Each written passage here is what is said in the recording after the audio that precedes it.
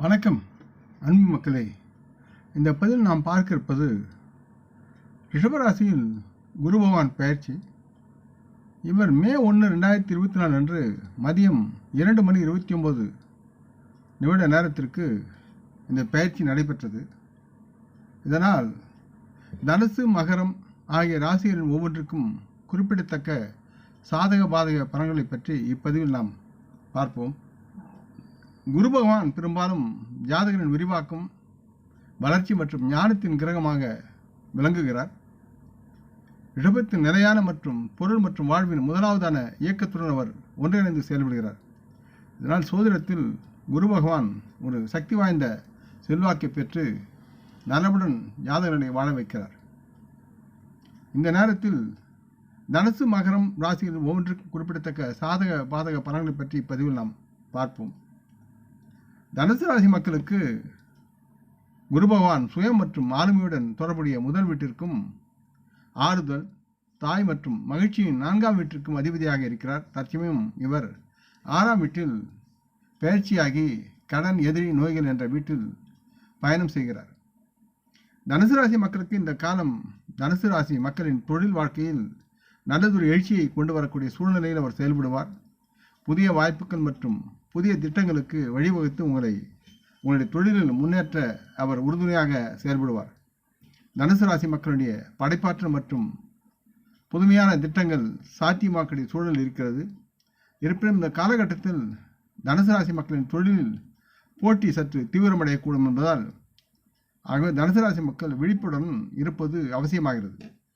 தனுசு ராசி மக்கள் தங்கள் வாழ்க்கையில் முன்னேறவும் எதிர்வரும் சவால்களை சமாளிக்கவும் கவனமுடனும் எச்சரிக்கையுடன் இருந்து கூடுதல் முயற்சி எடுக்க வேண்டியிருக்கிறது. மதிய நுட்பத்துடன் செயல்பட வேண்டிய சூழலும் இருக்கிறது.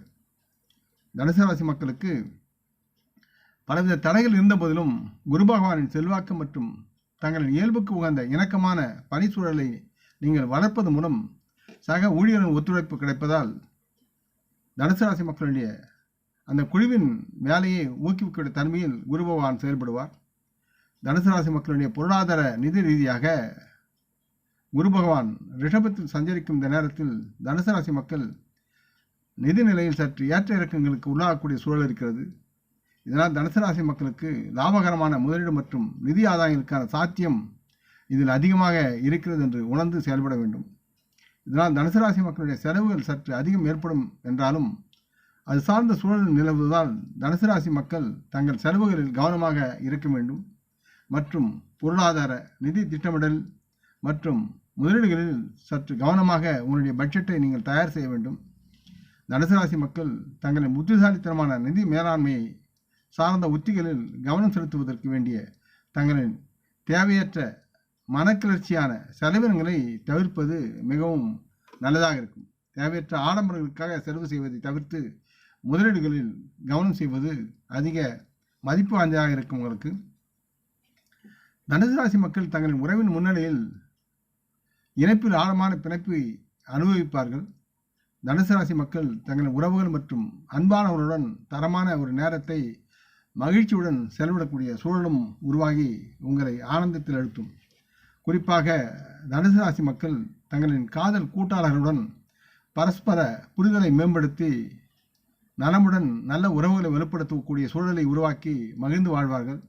எவ்வாறாயினும் ஒருவருக்கொருவர் அவரவர்களின் தேவைக்கு தகுந்த முன்னுரிமையை மனதில் வைத்திருப்பது அவசியமாகிறது காதலருக்கு.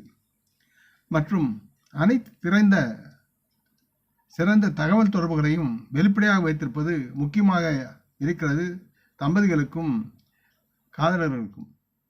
தனுசு ராசி மக்கள் தங்களின் ஆரோக்கியத்தை பொறுத்தவரை இந்த ராசி மக்கள் தங்கள் நல்வாழ்வை கவனித்துக் கொள்வது மிக முக்கியமான ஒரு சூழலை இந்த காலம் கொடுக்கிறது. குறிப்பாக நல்ல உணவு பழக்கத்தை பேணுதல் வேண்டும். கொழுப்பு, கொலஸ்ட்ரால் நிறைந்த உணவுகள் மற்றும் வயிற்றின் உள்ளுறுப்புகளை தொடர்பான உடல்நல பிரச்சனைகளை வெளிப்படும் என்பதால் உணவு பழக்கத்தில் கவனம் தேவை. கொழுப்பு, கொலஸ்ட்ரால் நிறைந்த உணவுகளை தவிர்ப்பது மிகுந்த முக்கியமாக இருக்கும் உங்களுக்கு. இதற்காக நீங்கள் முன்முயற்சியுடன் தகுந்த செயல்படுத்தக்கூடிய உணவின் மேலாண்மை மற்றும் தடுப்பு நடவடிக்கைகளை பின்பற்ற வேண்டும் என்று கேட்டுக்கொள்கிறேன்.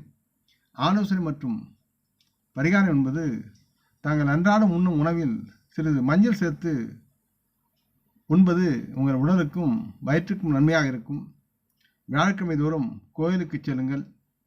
நிவேதித்த பொருளை அங்குள்ள பக்தர்களுக்கு விநியோகிங்கள். அடுத்து மகர ராசி. மகர ராசி மக்களுக்கு குரு பகவான் 3ஆம் வீட்டின் அதிபதியாக இருக்கிறார். இந்த 3ஆம் வீடு உடன் பிறந்தவர்களுக்குரிய பயன்களை குறிக்கிறது மற்றும் 12ஆம் வீட்டிற்கு அவர்தான் அதிபதி. செலவு மற்றும் ரட்சிப்பு தொடர்புடையவராக இருக்கிறார். இவர் தற்சமயம் காதல், குடும்பம், பாசம், குழந்தைகள் ஆகிய 5ஆம் வீட்டில் பூர்வ புண்ணிய ஸ்தானம் என்னும் 5ஆம் வீட்டில் இப்பொழுது குரு பகவான் பயணம் செய்கிறார்.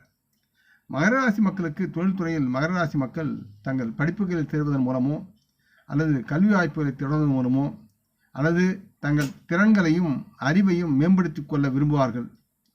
இந்த புதிய புத்திசாலித்தனம் தொழில் முன்னேற்றத்திற்காகவும் சாத்தியமான வேலை மாற்றங்கள் அல்லது அதிக ஊதியத்திற்கான வாய்ப்பையும் கொண்டு வந்து சேர்க்கும். அதற்காக இவர்கள் தங்களுடைய அறிவுத்திறனையும் தொழில்நுட்பத்திறனையும் மேம்படுத்த வேண்டிய சூழல் இருக்கிறது.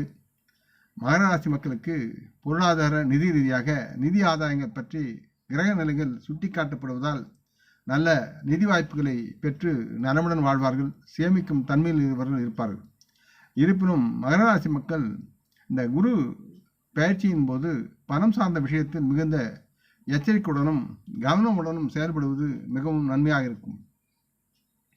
மற்றும் திடீரென்று தோன்றும் ஆடம்பர செலவுகளை நீங்கள் தவிர்ப்பது முக்கியமாக இருக்கிறது.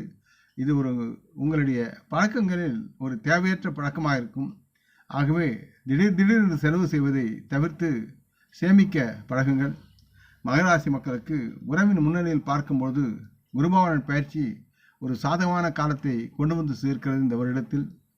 காரணம் என்னவென்றால், தங்களின் பிணைப்புகளின் ஆழமும் மகிழ்ச்சியான தருணங்களும் உங்களின் மனதில் வெகு ஆழமாக பதிவில் இருக்கிறது. அதை நிஜப்படுத்த எப்பொழுதும் முயற்சி கொண்டு இருப்பீர்கள். குழந்தை பேற்றுக்காக காத்திருக்கும் மகராசி மக்களுக்கு, திருமணமான மக்களுக்கு நல்ல செய்தி கிடைக்கும் சூழல் இருக்கிறது. இதனால் குடும்பத்தில் அபரிமிதமான மகிழ்ச்சியும் அது சார்ந்த ஒரு மனநிறைவையும் உங்களுக்கு தந்து நீங்கள் மகிழ்ச்சியுடன் வலம் வருவீர்கள். மகராசி மக்களுக்கு வீட்டிலுள்ள நல்ல சூழ்நிலை குழந்தைகளுடன் மகிழ்ச்சியாக இணக்கமாக இருக்க உதவும். இதன் காரணமாக தங்களின் பெற்றோருக்கு மகிழ்ச்சியும் பெருமையும் அவர்கள் அடைவார்கள். இந்த நேரத்தில் காதல் உறவில் இருக்கும் சில மகராட்சி மக்கள் தங்களின் ஜோடிகளுடன் திருமணத்தை நோக்கி செல்லலாம் மற்றும் அடுத்த கட்டத்திற்கு தங்கள் எண்ணத்தை உறுதியாக எடுத்துச் செல்லக்கூடிய சூழலும் இருக்கிறது என்பதை உணர்ந்து நீங்கள் தைரியமாக உங்கள் காதலை வெளிப்படுத்தி அதற்குண்டான செயல்பாடுகள் இறங்கலாம். மகராசி மக்களுக்கு தங்கள் ஆரோக்கியத்தை பொறுத்தவரை மகராசி மக்கள் மனத்தெளிவு மற்றும் கவனம் ஆகியவற்றில் எழுச்சியை அனுபவிப்பார்கள். தங்களின் ஆரோக்கியமான வாழ்க்கைக்கு தங்களின் நல்ல முறையான பழக்க வழக்கங்களை நீங்கள் கடைபிடிக்க வேண்டியும் அதே நேரத்தில் சுய கவனிப்பில் கவனம் செலுத்துவதும் இது சரியான நேரமாக இருக்கிறது. ஆகவே தேக நலன் மனநலனில் பாரபட்சம் வேண்டாம். உடனுக்குடன் அணுகி அதற்குண்டான தீர்வை நாடுவது உங்களுக்கு நன்மையாக இருக்கும். இருப்பினும் ஒட்டுமொத்த நல்வாழ்வை பராமரிக்க கொலஸ்ட்ரால் அளவுகள் மற்றும் உணவு பழக்க வழக்கங்களை கவனத்தில் கொள்ள வேண்டியது அவசியமாக இருக்கிறது என்பதை உணர்ந்து செயல்படுங்கள். மருத்துவ சிகிச்சை உடனடி தேவைப்படும் போது அதை எடுத்துச் செல்லுங்கள். பரிகாரம் என்பது மகராசி மக்களுக்கு அரச மரத்தை வழிபடுவதும் அரச மர விநாயகரை வழிபடுவதும் உங்களுக்கு நன்மையாக இருக்கும். இந்த பதிவை நீங்கள் விரும்பி இருப்பீர்கள் என்று நம்புகிறேன். அப்படி இருந்தால் நீங்கள் இதை உங்கள் நலம் விரும்பிகளுடன் பகிர்ந்து கொள்ள வேண்டும் என்று கேட்டுக்கொள்கிறேன். நாம் முன்னோர்களை மனம் வந்து போற்றுவோம். இந்த பதிவை லைக் செய்து சப்ஸ்கிரைப் செய்து மற்றவருக்கும் பகிரும் அன்பர்கள் யாவரும் வனமுடன் நலமாக தேக திலகாத்திர ஆயுள் ஆரோக்கியத்துடன் சகலவிதமான தன தானிய ஆபரண ஐஸ்வர்யனை பெற்று சர்வ காரிய ஜெயத்துடன் வாழ்வாங்கு வாழ வேண்டும் என்று இறைவன் பாதம் பணிகிறேன். வணக்கம், நன்றி.